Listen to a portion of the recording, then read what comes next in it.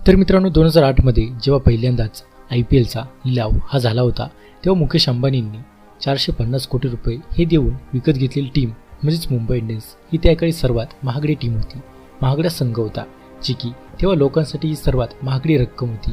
परंतु मित्रांनो आता IPL चालू असताना जी लखनौ सुपर जायंट्स हा संघ खेळत आहे, जी गेला RPSG ग्रुपने म्हणजे संजीव गोयंकाजींनी 7,090 कोटी रुपयांना विकत घेतले आहे, जी की त्यापेक्षाही कितीतरी पट अधिक ही किंमत आहे। जी की मित्रांनो त्या काळच्या सर्व संघांची 8 संघांची किंमत ही सुमारे 3 ते 4 हजार कोटी एवढी होती, जी की इथे एकाच संघासाठी 8 संघांपेक्षा देखील महागड्या रुपयांमध्ये हा संघ खरेदी केला आहे, जी की 7,090 कोटी रुपये संजीव गोयंका यांनी लखनौ सुपर जायंट्स या संघासाठी दिले। आणि त्यामुळेच मित्रांनो इथे एवढी मोठी रक्कम संजीव गोयंका यांनी इथे पे तर केली, परंतु आता ते पैसे हे वसूल कसे करणार, की करू शकतील की नाही। आणि तसेच अंबानीजींनी जेव्हा पैसे ही 450 कोटी त्या काळची सर्वात महागडी रक्कम ही गुंतवली होती, त्यांनी त्यांची वसुली ही केली आहे का नाही। आणि मित्रांनो आता चेन्नई सुपर किंग्स आणि मुंबई इंडियन्स संघाच्या ब्रँड व्हॅल्यू बरोबर हे दोन्ही नवीन संघ म्हणजेच LSG आणि GT म्हणजेच गुजरात टायटन्स हे दोन संघ बरोबरी करतील का, याबद्दल संपूर्ण माहिती तुम्हाला आजच्या व्हिडिओमध्ये आम्ही सांगणार आहोत, त्यामुळे तुम्ही व्हिडिओला शेवटपर्यंत नक्कीच पहा।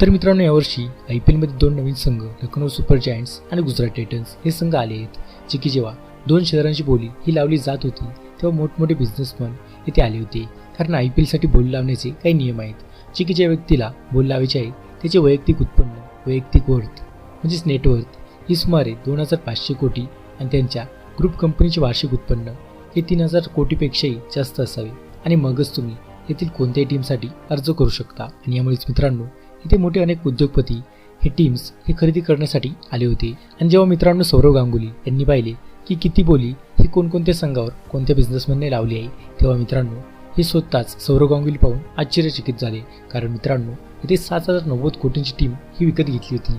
दुसरी टीम CVC कॅपिटल यांनी 5,725 कोटी म्हणजे सुमारे एकूण दोन्ही टीमची टोटल ही 12,700 कोटींवर गेली होती, जे की हे पाहून सौरव गांगुली देखील आश्चर्यचकित झाले होते, कारण एवढी मोठी बोली पहिल्यांदाच एका संघावर लावली गेली होती। आणि यामुळेच मित्रांनो आता प्रश्न इथे असा येतो की 7,000 कोटी रुपये देऊन इथे लखनौ सुपर जायंट्स संघाचे मालक संजीव गोयंका हे वसूल करू शकतील का, आणि फक्त एवढेच पैसे त्यांना भरायचे आहेत का।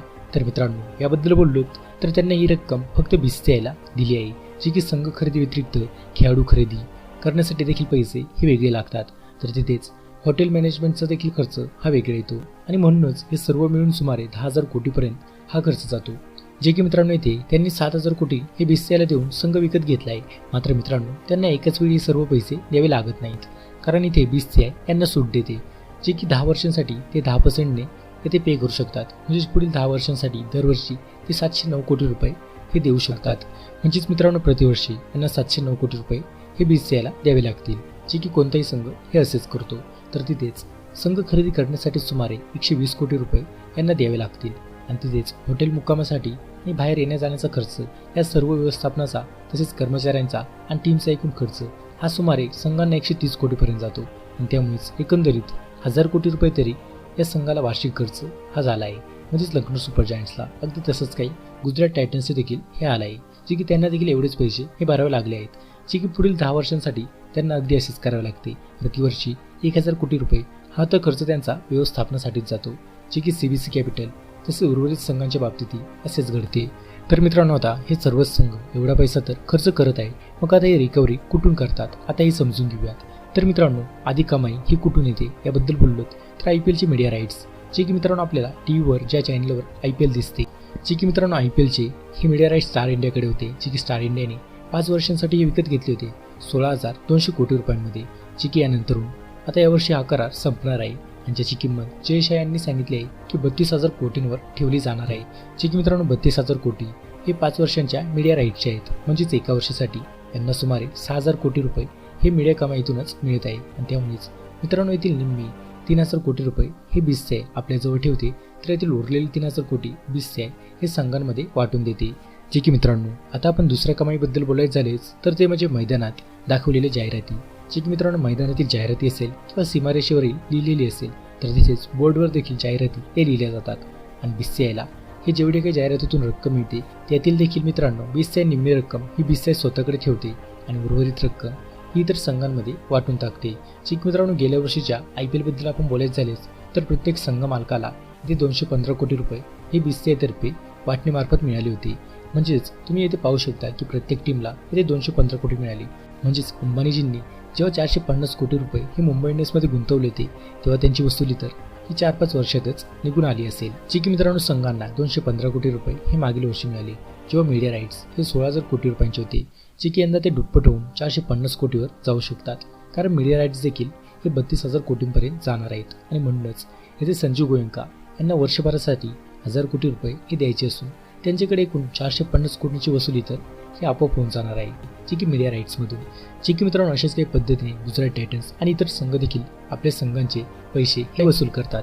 तर मित्रांनो आता यानंतरून पुढील कमाई कशी होते याबद्दल आपण जाणून घेऊया. तर मित्रांनो येथे तुम्ही इतर संघ किंवा चेन्नई सुपर किंग्स संघाच्या कपड्यांवर पाहिले असेलच, जे की चेन्नई सुपर किंग्स संघाची 18 ब्रँड्ससह करार आहे, जे की ज्यात 10 ब्रँड्स तर ते आपले कपडे, पॅन्ट, टी शर्ट व कॅपवर घेऊनच फिरत असतात, जे की तुम्ही देखील पाहिले असेलच. जे की मित्रांनो इथून देखील त्यांना भरपूर पैसे मिळतात.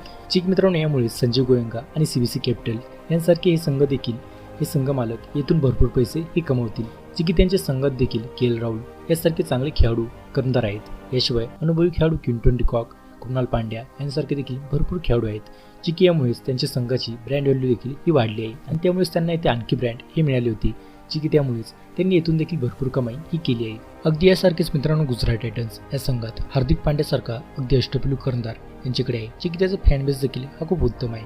जे की या व्यतिरिक्त शुभमन गिल सारखे चांगले खेळाडू देखील आहेत आणि त्यामुळेच या संघाची देखील ब्रँड व्हॅल्यू ही खूप चांगली आहे आणि त्यामुळेच मित्रांनो हा संघ देखील या ब्रँड्स मार्फत भरपूर पैसे कमावत आहे. आणि मित्रांनो हे दोन्ही संघ यावर्षी अव्वल स्थानावर आहेत, जे की अंतिम फेरीत पोहोचतील आणि त्यामुळेच त्यांची ब्रँड व्हॅल्यू यंदा खूपच मोठी झाली आहे. त्यामुळे त्यांना पुढील वर्षी आणखी ब्रँड्स मिळतील, जे की त्यांना यावर्षीपेक्षा जास्त पैसे हे पुढील वर्षी यातून मिळू शकतात, कारण त्याची ब्रँड व्हॅल्यू ही खूपच प्रमाणात वाढली आहे, जी की हे दोन्ही संघ अव्वल स्थानावर आहेत. तर मित्रांनो याशिवाय हे संघ खेळाडूंसाठी ठेवलेल्या इव्हेंट मार्फत देखील पैसे कमावतात, जे की तिथूनही हे काही यांना पैसे मिळतात. जे की या व्यतिरिक्त खेळाडूची टोपी, शर्ट, बॅट, शूज इत्यादी तसेच बॅटवर साईन तसेच बॉलवर साईन यांमार्फत देखील हे विकून हे संघ पैसे भरपूर कमावतात, जे की मर्चंडाईज मार्फत. तर तिथेच आता तिसऱ्या मार्फत बोललो तर मित्रांनो हे संघांचे सामने जिथे होतात तेथील तिकिटांच्या द्वारे देखील अर्धी टक्केवारी अर्धी हिस्सेदारी घेऊन पैसे कमावतात. म्हणजेच मित्रांनो हे संघ मीडिया राईट्स, ॲडव्हर्टाइजमेंट तसेच इथे ब्रँड्स ॲडव्हर्टाइजमेंट तसेच तिकिटे यांमार्फत भरपूर पैसे येथे कमावतात आणि एवढे सर्व पैसे कमावल्यानंतरून त्यांच्याकडे 600 ते 650 कोटी रुपये हे येतात. जे की मित्रांनो हा खेळ यांच्यासाठी फक्त 5 वर्षात चालतो, त्यानंतर हा पैसा संघांकडे दुप्पटपणे येतो आणि मित्रांनो 10 वर्षे झाल्यानंतर हे 700 कोटी देणे या संघाला बंद करायचे आहे, परंतु यांच्याकडे कायमस्वरूपी जे की मीडिया राईटचे पैसे असतात ते BCCI कडून येतच राहणार आहेत. म्हणजेच मित्रांनो तुम्ही पाहू शकता की मुकेश अंबानींनी वर्षभरासाठी जेवढे काही पैसे हे मुंबई इंडियन्स संघासाठी दिले होते त्यानंतर त्यांचे पैसे हे दिल्यानंतर मुकेश अंबानीजी हे वर्षभरासाठी मोफत पैसे येथे कमावत आहेत. आणि त्याचप्रमाणे संजीव गोयंका आणि CVC कॅपिटलचे मालकी येथे काही वर्षांनंतर 7 ते 8,000 कोटी रुपये आरामात कमवतील. जे की मित्रांनो अशा प्रकारे येथे दोन्ही संघ आपल्या पैशांची रिकव्हरी म्हणजेच आपले पैसे येथे वसूल करू शकतात. आणि मित्रांनो यावर्षी गुजरात टायटन्स हा संघ पहिल्या स्थानावर असून हे दोन्ही संघ प्लेऑफमध्ये पोहोचले आहेत आणि त्यामुळे दोन्ही संघाची ब्रँड व्हॅल्यू ही खूपच मोठ्या प्रमाणात वाढली आहे. जे की मित्रांनो याविरुद्ध आपण मुंबई इंडियन्स आणि चेन्नई सुपर किंग्स बद्दल बोललो तर यावर्षी हे दोन्ही संघ वाईटरित्या पराभूत झाले आहेत, ज्यामुळे मित्रांनो या दोन्ही संघांची ब्रँड व्हॅल्यू ही खूप मोठ्या प्रमाणात कमी झाली आहे. आणि म्हणूनच अशा परिस्थितीत या दोन नवीन संघांनी आपली अशीच कामगिरी दरवर्षी ठेवली तर मित्रांनो हे दोन्ही नवीन संघ लखनौ सुपर जायंट्स आणि गुजरात टायटन्स या संघांची ब्रँड व्हॅल्यू ही मुंबई इंडियन्स आणि चेन्नई सुपर किंग्स या संघांसारखी होऊ शकते. तर मित्रांनो तुम्हाला काय वाटते की मुंबई इंडियन्स आणि चेन्नई सुपर किंग्स या संघांची बरोबरी हे दोन नवीन संघ करू शकतील का? तुमचे मत कमेंट करून नक्कीच सांगा. तसेच आज आम्ही सांगितलेली ही माहिती तुम्हाला कशी वाटली कमेंट करून नक्कीच सांगा. व्हिडिओ आवडला असेल तर व्हिडिओ लाईक करा आणि आपल्या चॅनलला नक्कीच सबस्क्राईब करा. आजच्या व्हिडिओमध्ये एवढंच, भेटूयात पुन्हा एकदा अशाच एका माहितीपूर्वक व्हिडिओमध्ये.